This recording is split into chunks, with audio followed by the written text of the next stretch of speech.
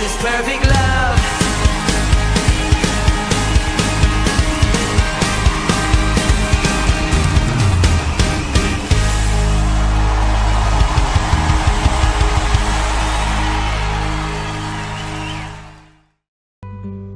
Shalom Bapak Ibu. Shalom Pak. Semoga suara saya tidak suara yang agak jauh dari tempat saya ini tidak terlalu mengganggu karena tempat saya dekat masjid Bapak Ibu. Gerejanya dekat masjid. Jadi Amin. Haleluya, puji Tuhan Bapak Ibu. Kiranya apa yang saya sharingkan ini boleh meneguhkan kita semuanya. Saya awali dengan kesaksian. Tahun 97 saya pelayanan di daerah namanya Tanah Toraja. Saya nggak tahu apakah ada orang Toraja di sini. Luar biasa di sana, pemandangannya indah, keren dan luar biasa. Tapi ada satu pengalaman yang ingin saya bagikan pada kita pada malam hari ini, yaitu tentang kekuatan pujian penyembahan. Jadi satu kali saya pergi ke satu desa agak tinggi, agak di pegunungan gitu. Nah, kebetulan Bapak Ibu di sana orangnya waktu itu nggak semua orang itu memahami bahasa Indonesia, atau mereka tahu bahasa Indonesia tapi tidak selancar atau daya tangkapnya tidak sebagus ketika mereka itu pakai bahasa Toraja, maksudnya gitu. Jadi pada waktu itu saya menyampaikan firman. Ketika saya melihat orang di sekitar saya atau jemaat pada waktu itu, mental saya drop, Bapak. Mental saya drop kenapa? Karena ada yang nguap, ada yang angkat kaki. Terus pada waktu itu karena saya baru datang, agak kaget sedikit. Orang Toraja terbiasa kalau kemana aja pakai sarung dengan bawa parang. Nah pada waktu itu di gerejanya masih lantai tanah, dan pada waktu itu mereka mulai antusias datang. Tapi persoalannya Bapak Ibu, ketika dengerin khotbah itu langsung gitu, waduh, terus ada angkat kaki. Jadi waktu itu sudah kalau bahasa sekarang itu sudah kena mental. Saya kena mental Bapak Ibu, aduh gimana nih caranya. Akhirnya pada waktu itu ada satu bisikan, saya yakin itu Roh Kudus ngomong gini, menyembah kamu. Dan saya tutup mata Bapak Ibu, karena waktu itu gak ada alat musik yang bagaimana, hanya pakai gitar oblong aja. Saya main gitar sebisa-bisanya, nyembah pokoknya nyembah bahasa roh, nyembah. Saya nggak lihat kanan kiri, entah itu karena saya pada waktu itu mengalami istilahnya itu sudah drop duluan melihat mereka, apakah karena waktu itu saya taat sama Roh Kudus. Karena pada waktu keringat saya juga sejagung-jagung Bapak Ibu. Saya bener-bener blank, tapi saya nyembah. Dan yang luar biasa Bapak Ibu, tim saya waktu itu kami bertiga, 2 cowok 1 cewek. Tim saya yang cewek gini, kamu jangan nyembah terus, buka mata, bantu. Luar biasa, ketika saya buka mata Bapak Ibu, tidak ada orang yang berdiri, semuanya itu pada rebah Bapak Ibu. saya konsentrasi dengan penyembahan saya sampai dicolek. Tolong bantu, maksudnya untuk melayani mereka. Kamu jangan nyembah terus katanya. Tolong bantu katanya gitu. Nah, singkat cerita Bapak Ibu, mereka dilayani dan yang ibadah seharusnya 1,5 jam, nggak tahu itu terjadi berapa jam. Lawatan Tuhan luar biasa. Bapak Ibu, yang saya mau sampaikan gini, kekuatan pujian penyembahan itu luar biasa. Yang setuju katakan amin. Jadi saya percaya setiap kita itu memiliki kekuatan yang luar biasa ketika kita itu benar-benar memiliki hubungan dengan Tuhan yang baik, dan itu dahsyat Bapak Ibu. Keluar dari mulut maka akan terjadi hal-hal yang luar biasa. Saya mengajak kita untuk baca di dalam Mazmur 150. Saya rasa semua sudah hafal Mazmur 150, ayat yang keren Bapak Ibu. Kenapa di situ berikutnya aja sudah haleluya, ya kan? Ada Pak Gilbert biasanya haleluya gitu. Keren Bapak Ibu, ayat ini haleluya, keren banget ayat ini. Berikutnya itu udah keren Bapak Ibu. Ya, haleluya. Saya akan baca. Nanti akan saya bagikan beberapa poin Bapak Ibu. Tapi yang saya akan sampaikan yang pertama, yaitu poin pertama itu saya ambil dari ayat yang pertama dan kedua. Saya akan baca demikian bunyi firman Tuhan. Haleluya, pujilah Allah dalam tempat kudusnya, pujilah Dia dalam cakrawalanya yang kuat. Pujilah Dia karena segala keperkasaannya, pujilah Dia sesuai dengan kebenarannya yang hebat. Bapak Ibu, ternyata untuk memuji Tuhan itu diperlukan yang pertama-tama itu adalah kita mengenal Dia secara pribadi. Kita tidak akan bisa memuji kalau kita tidak tahu kelebihan. Kita nggak bisa kasih apresiasi sama seseorang kalau kita nggak tahu kelebihannya. Saya bisa kasih apresiasi sama anak saya karena saya tahu anak saya mungkin memiliki kelebihan-kelebihan, Bapak. Saya bisa apresiasi seseorang ketika saya melihat kelebihannya. Kurang lebih seperti itu. Kita tidak akan pernah bisa memuji Tuhan kalau kita tidak kenal Dia. Jadi caranya apa? Poin pertama adalah kenal Tuhan. Dengan cara apa? Ayat yang pertama dikatakan pujilah Allah dalam tempat kudusnya. Tempat kudusnya siapa? Ya diri kita, bait Allah. Loh, kenapa mengenal Allah di dalam diri kita? Artinya melihat kebesaran Tuhan yang ada di dalam diri kita. Seseorang yang bisa melihat Tuhan di dalam hidupnya, maka dia akan bisa melihat Tuhan dengan sempurna. Tapi ketika seseorang kesulitan melihat dirinya, bahwa di dalam dirinya ada Tuhan, maka dia akan susah untuk memuji Tuhan. Jadi yang pertama kita harus mengenal Tuhan. Yang hebat itu di dalam diri kita. Kita harus kenal Tuhan kita. Bapak Ibu, semakin kita kenal Tuhan, nggak ada kata sombong sedikit pun. Karena yang ada hanya mungkin ekspresinya masing-masing. Tapi mungkin itu, terima kasih Tuhan. Ada yang terima kasih Tuhan itu kalau mungkin orangnya sedikit ceria kan, terima kasih Tuhan, terima kasih. Tapi ada orang yang tidak keluar kata-kata, cuma Tuhan, sambil netesin air mata. Ada orang yang cuma ngomong Tuhan kok besar, tapi benar-benar merasakan kehadiran Tuhan yang luar biasa. Ayat 1-2 itu berbicara perjumpaan kita dengan Tuhan. Saya ini hari ini luar biasa, penghargaan yang luar biasa. Bagi saya ini bukan latihan khotbah, Pak, tapi penghargaan. Kenapa? Saya sementara menyampaikan tengah-tengah para peniup shofar, orang-orang pilihan Tuhan, hamba Tuhan. Bagi saya ini luar biasa. Ini sesuatu hal yang luar biasa, Bapak Ibu. Kalau saya kenal Bapak Ibu, itu bukan hal yang biasa, tapi itu ajaib. Ayat 1-2 ini berbicara bagaimana kita mengenal Tuhan secara pribadi. Yuk kita kenal Tuhan kita, yuk. Yuk kita benar-benar mengenal Tuhan kita. Siapa Tuhan kita bekerja di dalam diri kita yang luar biasa. Semakin kenal Tuhan, Bapak Ibu, semakin kita tunduk pada otoritasnya. Semakin kita kenal Tuhan, semakin kita mampu menghidupi destiny kita. Kita susah menghidupi destiny kita kalau kita nggak kenal Dia. Caranya sederhana, Bapak Ibu. Dari hal-hal yang kecil, kenali Tuhan. Karena di sisi pemazmur ini, Bapak Ibu, dia mengenali Tuhan. Itu ada beberapa di situ kan. Pujilah Dia dalam cakrawalanya yang hebat, karena pada waktu itu dia melihat kebesaran Tuhan. Ini berbicara kebesaran Tuhan. Ayat 2, pujilah Dia karena segala keperkasaannya, dia melihat pertolongan Tuhan.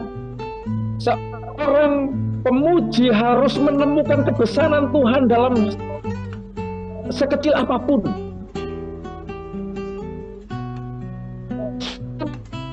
Apapun. Poin kedua, baca di dalam ayat yang ketiga dan sampai kelima. Begini poin kedua. Pujilah Dia dengan tiupan sangkakala, pujilah Dia dengan gambus dan kecapi, pujilah Dia dengan rebana dan tari-tarian, pujilah dia dengan permainan kecapi dan seruling. 5, pujilah dia dengan ceracap yang berdenting, pujilah dia dengan ceracap yang berdentang.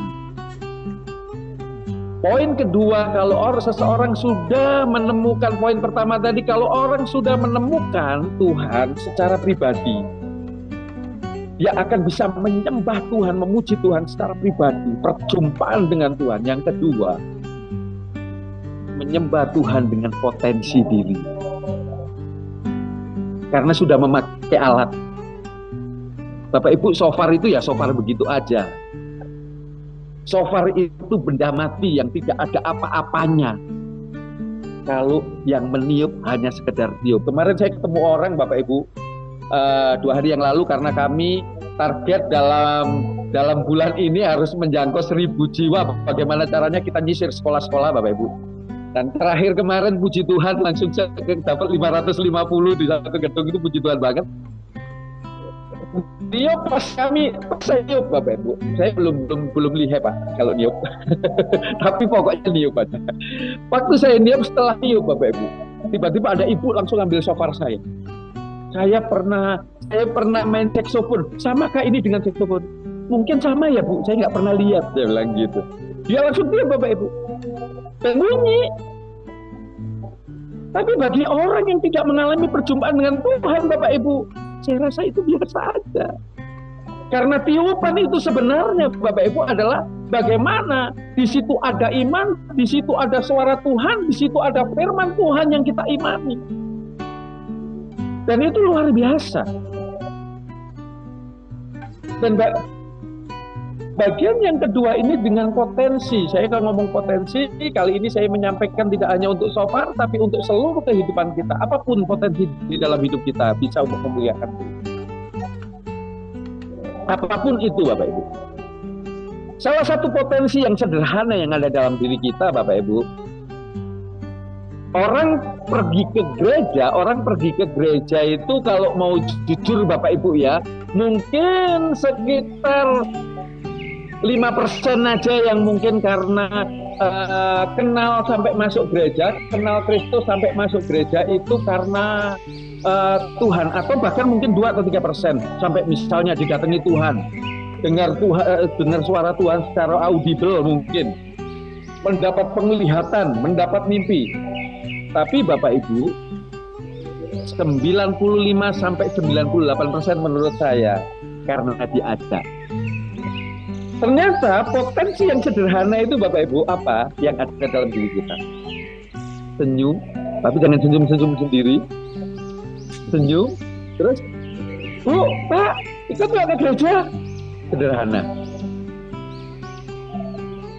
Tapi kalau kita memiliki satu hubungan dengan Tuhan, poin pertama dapat Bapak Ibu, hanya ngomong gini, Bu, Pak, yuk ke gereja yuk. Ada kuasa. Hanya kita cukup begini ketika ketemu saudara kita, ketemu saudari kita yang mengalami sakit, Bapak Ibu, doa nggak usah panjang-panjang. Orang yang sakit cukup di dalam nama Tuhan Yesus sembuh.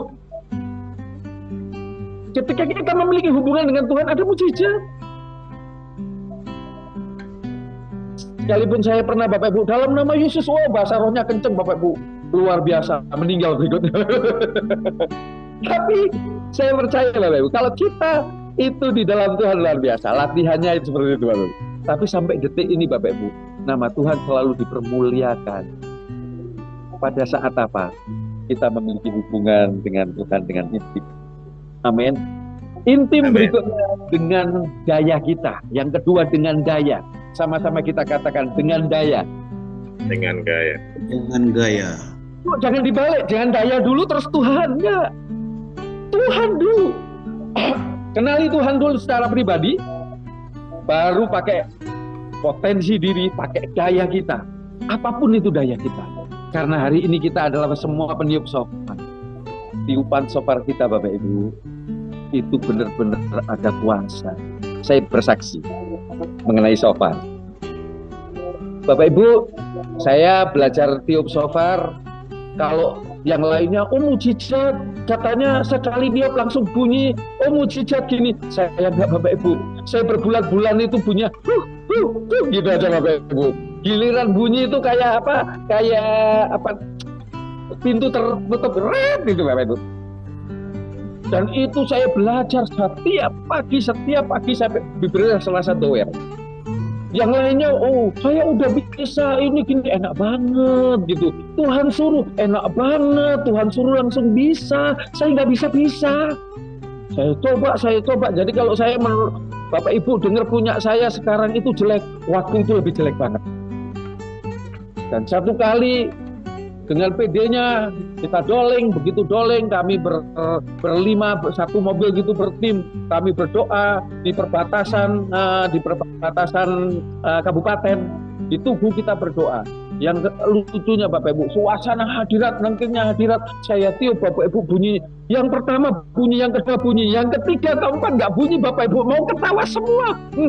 Malu rasanya. Tapi Bapak Ibu yang dikasih oleh Tuhan, ada sesuatu yang luar biasa. Mukjizat terjadi. Ternyata bukan bagusnya tiupannya, tapi iman.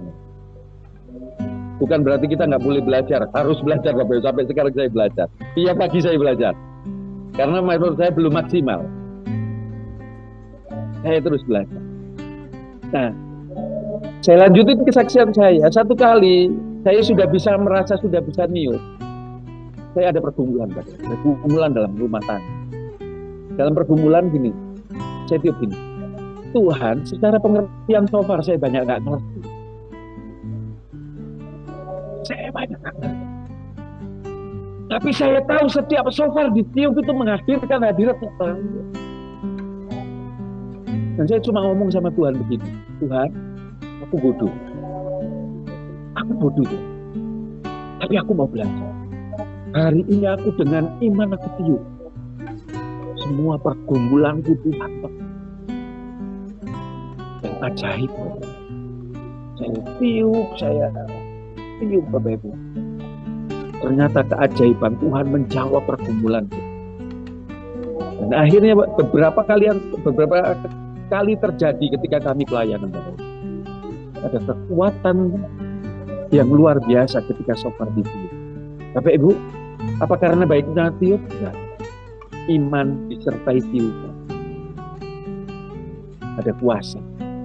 Saya percaya tiupan Bapak Ibu nggak sia-sia, nggak menjaring aja, tapi menghadirkan satu lawatan. Amin. Amin. Poin pertama, temui Tuhan. Poin kedua, dengan daya. Kita seorang peniup shofar, tiupan shofar kita ada Tuhan. Poin yang ketiga yang terakhir Bapak Ibu. Saya akan baca di dalam ayat yang terakhir dikatakan begini. Biarlah segala yang bernafas memuji Tuhan. Haleluya. Semua yang bernafas memuji Tuhan. Bapak Ibu, ketika shofar dikumandangkan, ada keajaiban-keajaiban terjadi. Tanah-tanah tandus akhirnya menjadi subur. Daerah-daerah yang mungkin waktu itu menjadi daerah-daerah yang sepertinya daerah-daerah yang kumuh. Tiupan shofar kita membalikkan keadaan. Ada satu pembalikan keadaan yang luar biasa. Dan ini terbukti. Saya percaya setiap tiupan kita sekali lagi nggak menjaring angin. Dan pada akhirnya semua orang akan ngomong gini, memang Tuhan yang disembah orang itu, yang disembah kita, luar biasa. Coba bayangin, semuanya pada akhirnya berkata apa? Haleluya. Semuanya memuji Tuhannya gini, luar biasa ya. Kemarin ada yang doa. Mungkin nggak kenal kita, tapi orang itu ngomong gini, kemarin di sini ada orang yang doa dan luar biasa. Kemarin ada mungkin orang yang ngerti, kemarin ada trompet yang ditiup di situ. Tapi hari ini luar biasa. Di sini dulu sering ada kecelakaan, tapi ada trompet yang ditiup. Ya terserah lah ngomong apa dia. Sekarang nggak ada kecelakaan lagi. Dan itu luar biasa Bapak Ibu. Orang yang tidak percaya Tuhan akhirnya apa? Memuji Tuhan. Dan saya percaya hari ini akan semakin banyak orang yang memiliki Tuhan. Melalui siapa? Melalui Bapak Ibu dan saya, melalui kita semua. Puji Tuhan, ini yang bisa saya sharingkan, kiranya bisa meneguhkan kita semuanya. Tuhan Yesus memberkati dan shalom.